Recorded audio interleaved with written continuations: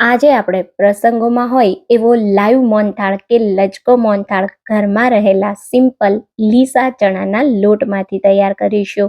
મોહનથાળ બનાવતા સમયે ચાસણીની ઝંઝટ વગર એક સિક્રેટ સામગ્રી ઉમેરી બિલકુલ દાણેદાર અને પ્રસંગો જેવો મોહનથાળ ઘરે મારી રીતે તૈયાર કરશો ને તો ઘરમાં બધા તમારી વાહ વાહ કરશે અને પહેલીવાર મોહનથાળ બનાવતા હશો ને તો પણ તમારાથી પરફેક્ટ જ બનશે એની મારી ગેરંટી છે.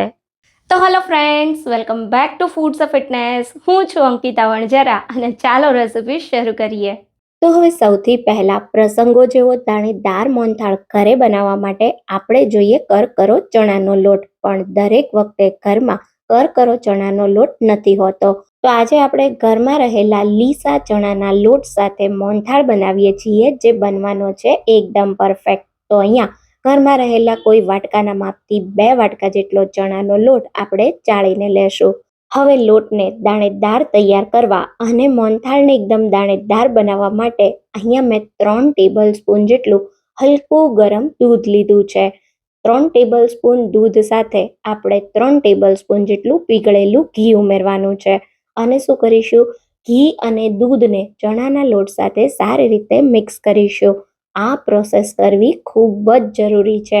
આનાથી જ મોહનથાળમાં જે સરસ નાના નાના લાલ દાણા પડતા હોય એ પડશે અને મોહનથાળ તમારો દાણેદાર તૈયાર થશે. તો લોટના એક એક કણમાં એકદમ સારી રીતે દૂધ અને ઘીનું મિશ્રણ મિક્સ કરવાનું છે. એકવાર સરસ બધું મિક્સ થઈ જાય એટલે લોટને આ રીતે હળવા હાથે દબાવી દેવાનો અને લોટને ઢાંકી સમય હોય તો અડધો કલાક, નહીં તો 10 મિનિટ માટે રેસ્ટ આપી દેવાનો. લગભગ 10 થી 15 મિનિટ જેવો મેં રેસ્ટ આપ્યો છે અને લોટ થોડો દૂધ અને ઘીના મિશ્રણ સાથે ફૂલી અને દાણેદાર થઈ ગયો છે. તો હવે મોહનથાળ માટે એકદમ પરફેક્ટ લોટનું ટેક્સચર તૈયાર કરવા મેં અહીંયા ઘઉંનો ચાણો લીધો છે. એની અંદર આપણે જે લોટ ધાબો દઈને રાખ્યો છે એને ઉમેરી દઈશું અને એકદમ સારી રીતે ચાળી લેશું. તો જો લોટમાં મોટી કણી પડી ગઈ હોય તો લોટને મિક્સર જારમાં ઉમેરી અને તમે એક સરખો કરી શકો છો. પણ જ્યારે તમે ઝીણા લોટ સાથે મોહનથાળ બનાવો છો ત્યારે ઘી અને દૂધનો લોટમાં ધાબો દેવો જરૂરી છે. તો અહીંયા તમે જો એકદમ પરફેક્ટ દાણેદાર અને સરસ મજાનો આપણો કરકરા લોટ જેવો જ મોહનથાળ બનાવવા માટે લોટ તૈયાર થઈ ગયો છે. તો હવે આ લોટને આપણે શેકવાનો છે. તો લોટને શેકવા માટે જાડા તળિયાવાળી પોળી અને મોટી કડાઈ લેવાની. એની અંદર આપણે 1 વાટકા કરતાં થોડું ઓછું ઘી ગરમ કરીશું. એકવાર આપણું ઘી પીગળી અને હલકું ગરમ થાય ને એટલે આપણે એની અંદર ધાબો દીધેલો દાણેદાર ચણાનો લોટ ઉમેરીશું અને એકદમ સારી રીતે એને શેકી લેશું. તો જ્યારે તમે શરૂઆતમાં લોટ ઉમેરશો ઘીની અંદર એટલે તમે જો લોટ જે છે ને એ બધા ઘીને એબ્ઝોર્બ કરી લેશે અને આ રીતે એકદમ કઠણ થઈ જશે. તો આ લોટ એકદમ હલકો થાય ત્યાં સુધી તમારે એને ધીમા ગેસ પર શેકવાનો છે. હંમેશા તમે અડદિયા બનાવતા હોય કે મોહનથાળ બનાવતા હોય, લોટને ધીમા ગેસ પર જ શેકવાનો. ધીમે ધીમે સરસ લોટ શેકાશે. પહેલા થોડો ગોલ્ડન કલર થશે અને પછી એનો બ્રાઉન કલર આવશે. ત્યાં સુધી તમારે લોટને શેકવાનો છે. ધીમા ગેસે તમે લોટ શેકશો ને એટલે ખૂબ સરસ શેકાવાની સુગંધ પણ આવશે. તો વચ્ચે વચ્ચે આ રીતે તમારો લોટ થોડો ફૂલવા પણ માંડશે. જ્યારે આ રીતે લોટ ફૂલે છે ત્યારે ખાસ તમારે કડાઈમાં છેક તળિયા સુધી ચમચો ફેરવવાનો, જેથી લોટ તળિયે બિલકુલ ના બેસે અને તમારો મોહનથાળ પરફેક્ટ બને. તો તમે જુઓ ધીરે ધીરે લગભગ 7 મિનિટ મેં લોટને શેક્યો. હલકો લોટનો કલર બદલાઈ ગયો છે. હજી આ લોટને આપણે 2 મિનિટ જેવો શેકી લેશું. જેમ જેમ લોટ શેકાશે ને એમ આ રીતે ફરી થોડો લિક્વિડી થઈ જશે અને ઉમેરેલું ઘી ઉપરની સાઈડ છૂટું પડતું દેખાશે. તો બસ આ સ્ટેજ પર આપણે કડાઈને થોડી વાર માટે ગેસ પરથી નીચે ઉતારી લઈએ. તો હવે મોહનથાળને મીઠાશ આપવા માટે આપણે એક બીજા પેનમાં 3/4 વાટકા જેટલી 1 વાટકા કરતાં થોડી ઓછી ખાંડ ઉમેરીશું.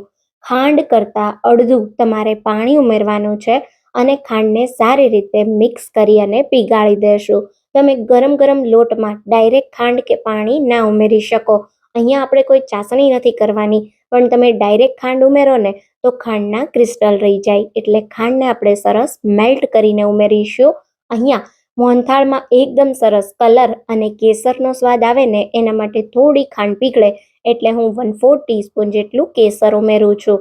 અને હવે તમે જુઓ, હાઈ ફ્લેમ પર ફક્ત 2 મિનિટ માટે જ મેં ખાંડને મેલ્ટ કરી લીધી છે. આ સ્ટેજ પર તમને પીગળેલી ખાંડનું મિશ્રણ બતાવું તો તમે જુઓ, આ રીતે હલકું એ ચીકણું થઈ ગયું છે.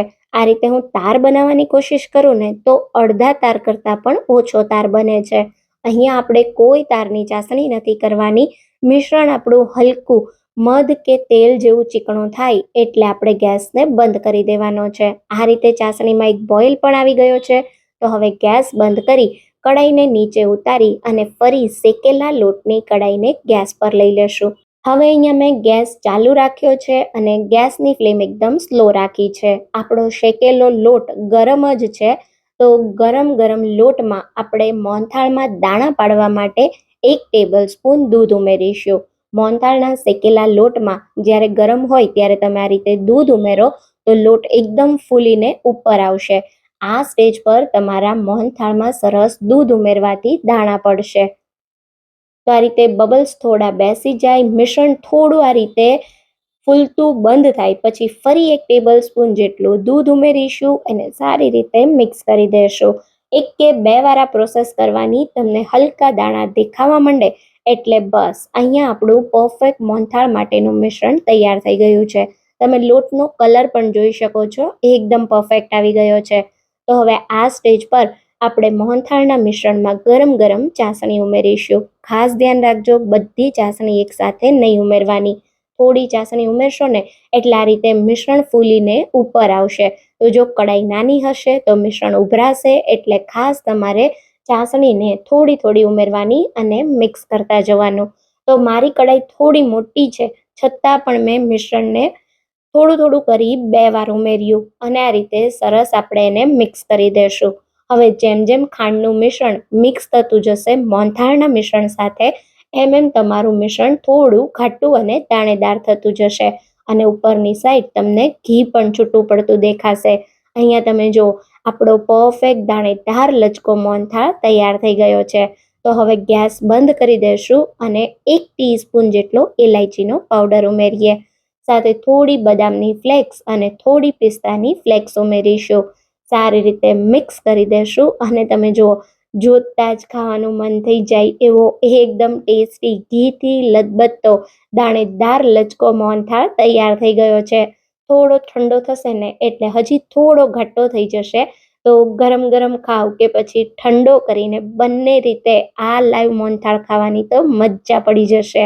તો તમે જોયું ને, કોઈ પણ ચાસણીની ઝંઝટ વગર કે ના તમારે કરકરો લોટ જોઈશે, પરફેક્ટ મોહનથાળ તૈયાર થશે.